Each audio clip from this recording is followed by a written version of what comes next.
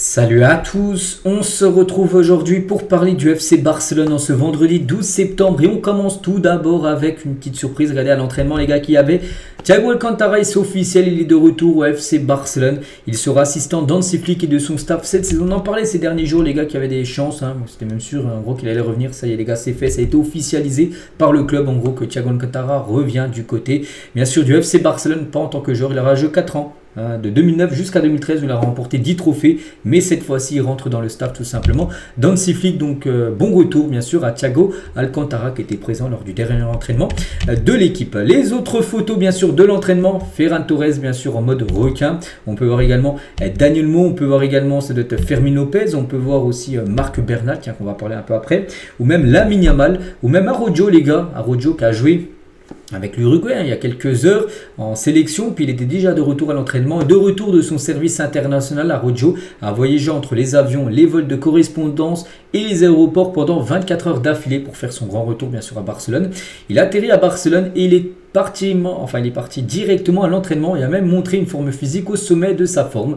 Donc voilà, pas le temps les gars de se reposer, directement il a atterri à Barcelone. Quelques heures après, il était déjà à l'entraînement. Araujo là pour montrer son envie bien sûr de faire une belle saison du côté du club. Concernant le programme des matchs, donc là on sait que la trêve est derrière nous et tant mieux. Là ça revient bien sûr les rencontres, on est le 12, donc le 14 après-demain, réception de Valence du côté du petit stade de Johan Cruyff de 6000 places. Après il y aura un déplacement jeudi prochain à Newcastle et après la réception de Retafe le 21, ça sera un dimanche. Et après il y aura le Real Oviedo le 24, 3 jours après, la Real Sociedad, puis après ça sera le Paris Saint-Germain bien sûr en Ligue des Champions pour l'équipe du Barça. Donc voilà les choses sérieuses de retour bien sûr pour le FC Barcelone. Comment dire les unes Mundo Deportivo Sport, je les montre tous les jours, c'est le moment de les montrer. Donc tout d'abord Mundo Deportivo, ça parle plutôt de signature de Bernal. Là, en gros c'est comme une signature Marc Bernal. Oui, il est au club, oui il sort du centre de formation, donc il est officiellement pas une nouvelle recrue d'un nouveau club on va dire.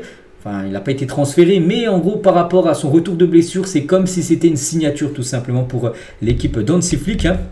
Et Hansi Flick prévoit d'appeler Marc Bernal pour le match contre Valence. Ça fait un an. Il s'est blessé en août 2024, donc il y a un an et un mois à peu près. Et ça y est, c'est le grand retour de Marc Bernal. On est très content. Il est tout jeune. C'est un joueur pour le futur du côté du FC Barcelone. Il y en a beaucoup qui le comparent bien sûr au nouveau Sergio Busquets. Voilà, milieu de terrain, de plaque tournante, tout ça. Donc voilà, on espère déjà que les blessures le laissent bien sûr de côté. Et Marc Bernal est en pleine forme physique. En fait, il a demandé à jouer le match du trophée Juan Gamper, souvenez-vous, il y a quelques semaines contre Como, mais n'a pas été autorisé à le faire. Lui voulait jouer, mais le Barça dit non, attends, tu vas attendre encore quelques semaines avant de revenir. Donc c'est pour ça qu'il n'a pas joué tout le mois d'août. Mais là, après cette trêve, là c'est le bon moment. C'est le bon moment de le faire revenir tout simplement. Le jeune Bernal, il a demandé à Flick, comme je dis, de jouer le trophée Juan Gamper. Flick lui a dit, je te veux ici pour 15 ans, pas pour un match. Donc c'est pour ça que... il a attendu encore quelques semaines avant son retour, mais voilà, son retour est proche. Et Bernal voulait prendre le numéro 18 à Barcelone, mais il a laissé à Gérard Martin, car Jordi Alba est l'idole de Gérard Martin. Voilà en gros pourquoi il n'a pas pris le numéro 18, parce que Martin voulait le 18, vu que c'est un grand fan tout simplement de Alba qui avait le numéro 18 à l'époque du côté du club. Et au cours de l'été, donc le Barça a proposé à Marc Bernal de partir en prêt de 6 mois afin d'être titulaire et de se remettre de sa blessure de la meilleure façon, mais il a refusé. Como, l'AS Roma, Chelsea, Brighton, Everton, Valence, Gérone et le Betis étaient tous intéressés pour avoir le joueur 6 mois jusqu'à janvier. Comme ça, il peut un peu jouer un peu ailleurs, on va dire. Il a dit non, il a dit je veux rester au FC Barcelone pour essayer bien sûr de gagner ma place. Et Al Nasser aussi ont voulu signer Marc Bernal dans les deux prochaines semaines. Cependant, Barcelone n'est pas disposé à négocier son transfert, ni le joueur ne veut quitter le club. Donc lui veut rester bien sûr du côté du Barça, parce qu'Al Nasser, là sur les 2 dernières semaines, eux ils étaient intéressés. N'oubliez pas que le mercato saoudien est encore ouvert. S'il donne son oui, Al Nasser est ok, donc il peut être transféré aujourd'hui à Al Nasser, bien sûr, mais lui les gars ne veut pas quitter tout simplement le Barça. Marc Bernal. Et toujours avec lui, la Fédération espagnole aussi de football a interrogé Barcelone sur la possibilité pour Bernal de participer à la Coupe du Monde des moins de 20 ans, ce que le club a fermement refusé, parce que là il y a une Coupe du Monde, la Coupe du Monde U20 qui va commencer là d'ici quelques semaines. Et la Fédé espagnole a demandé bien sûr au Barça, le Barça a le dernier mot. Dans ça, c'est pas là les joueurs sont pas obligés d'y aller. C'est le club qui dit oui ou non, on veut lâcher notre joueur. Le Barça dit non, hors de question de lâcher Marc Bernal, parce que là s'il joue là, il va jouer beaucoup, il pourrait jouer les matchs entiers tout ça, et bien sûr il revient quand même d'une longue blessure, donc c'est pour ça qu'il préfère le Barça le conserver et le faire jouer pour l'instant des bouts de match Voilà, peut-être il va peut-être jouer contre Valence, peut-être 5-10 minutes, mais ce sera déjà très bien sûr pour Marc Bernal, qui est blessé depuis plus d'un an. Voilà ce qu'elle va dire sur Marc Bernal. Pendant 2 minutes on en a parlé, mais voilà, c'est quand même son grand retour et ça fait plaisir. L'autre une, donc Bernal, Mundo Deportivo et Sport, ça parle de Lamine Yamal. Je me fiche de ce qu'on dit de moi. Voilà, on va revenir sur quelques déclarations, voilà, qui datent d'hier, bien sûr, de Lamine Yamal. Donc 15 ans et Xavi vous appelle, comment tu te sens? C'est Xavi qui l'a lancé dans le football pro. Donc j'avais passé des semaines à m'entraîner avec l'équipe première, mais je ne faisais que m'entraîner. L'entraîneur m'a vu comme un gamin placé là avec en entraînement. Je ne pesais que 30 kg et à partir de là, j'ai commencé à grimper petit à petit. Bon, quand il dit 30 kg, il faisait pas non plus 30 kg, mais il dit que voilà, il était vraiment maigre. Et c'est que depuis, déjà, il a pris de la taille. Depuis 15 ans, il a grandi en taille. Il a fait plus d'1m80. Lamine Yamal, il a pris aussi du poids, de la masse musculaire. Il a pris pas mal de poids. On avait parlé de la masse là, de muscles lors du dernier été. Honnêtement, lors de mes débuts contre le Betis, son premier match, mes nerfs ont complètement pris le dessus. Mais les gens ont vu en moi des choses qui n'étaient peut-être pas vues chez quelqu'un d'autre. Et à partir de là, ils ont commencé à me donner plus d'opportunités. Voilà, on a senti qu'il y avait quelque chose dans ce joueur. À seulement déjà 15 ans, quand tu joues en professionnel, c'est que tu as quelque chose. Et il l'a montré dès son premier match contre le Betis, avec déjà des courses de balles, des dribbles, tout ça. Et après, voilà, c'est l'ascension, bien sûr, de Lamine Yamal. J'ai laissé ma mère choisir la maison que je lui ai achetée, parce qu'elle est ma reine, la chose la plus précieuse que j'ai. Je veux qu'elle soit heureuse. Donc voilà, aussi par rapport à son premier gros salaire, directement, il a acheté une maison à sa maman, Lamine Yamal. Il a parlé aussi de son petit frère. Donc mon frère à l'enfance que j'aurais aimé avoir, cela me rend très heureux. Voilà, tout simplement. Son frère, je me fiche des insultes racistes à mon égard, même si il le dit tous les jours, je m'en fiche, c'est de la folie, un petit groupe de personnes avec une sorte de carence, voilà ce qu'il peut dire. Il passe à côté de ça, mais c'est vrai que c'est fou de dire ça. Il ne devrait plus avoir de problèmes racistes, bien sûr, dans le football, mais il y en a encore beaucoup, surtout en Espagne. C'est vrai que souvent en Espagne, il y a encore des problèmes comme ça. Il lui dit que il met ça de côté tout simplement. Lamine, je me fiche ce que les gens disent de moi, j'y suis habitué. Avez-vous déjà vu des nouvelles d'un autre jeune de 18 ans allant à une fête où il y a une petite amie? Parce que c'est vrai que lui, vu que maintenant c'est plus une star, c'est plus une star du football, c'est une méga star, bien sûr. Il est connu à l'international. Il a beaucoup de personnes qui le suivent sur son compte Instagram, plus de 40 millions, c'est quand même énorme.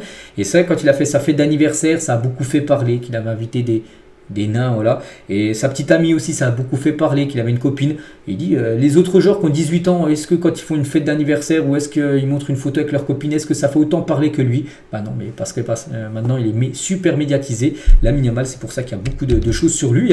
Donc c'était marrant, les jours avant ma fête d'anniversaire, une femme est sortie en disant des mensonges, en disant que j'avais choisi les filles de telle ou telle manière. Cela n'avait aucun sens, il voulait juste me diffamer. C'est vrai qu'il y a une déclaration d'une fille, en gros, qui avait dit, oui, Lamine choisissait des filles spéciales pour son anniversaire, tout ça.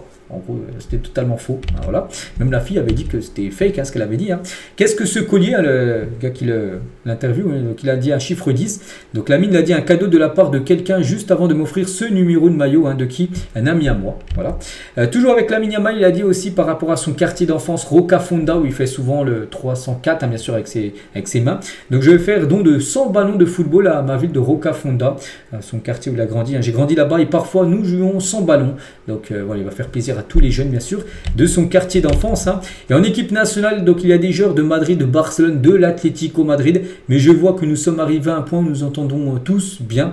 Nous sommes amis, bien sûr, peut-être rivaux en club, bien sûr, le Barça est rival avec le Real ou même l'Atlético, mais en sélection, tout le monde est ami, bien sûr, et nous passons du temps ensemble pendant les pauses, et c'est comme ça que nous jouons mieux et que nous profitons, bien sûr, davantage, parce que l'Espagne joue aussi tellement bien, parce que tout le monde est ami au sein de l'équipe. Imaginez, il y aurait des rivalités entre les joueurs du Barça et les joueurs du Real. Le joueur, par exemple, du Barça fait pas de passe aux joueurs du Real en sélection, non, ça passerait pas. Donc c'est pour ça que c'est à part. C'est pas la même chose, l'équipe nationale et bien sûr l'équipe en club. Et je me souviens quand mon père a été poignardé, il y a quelques mois, on avait parlé, c'était très effrayant, je n'avais que 16 ans. J'ai voulu y aller, mais mes cousins ne m'ont pas laissé faire, c'était trop dangereux. Ils m'ont enfermé à l'intérieur de la maison, j'étais inquiet jusqu'à ce que je parle à mon père au téléphone et il m'a dit qu'il allait bien. Voilà aussi une affaire qu'on avait parlé récemment. Donc voilà ce qu'il a à dire. Il a fait ses interviews là sur le journal, bien sûr, Sport aujourd'hui.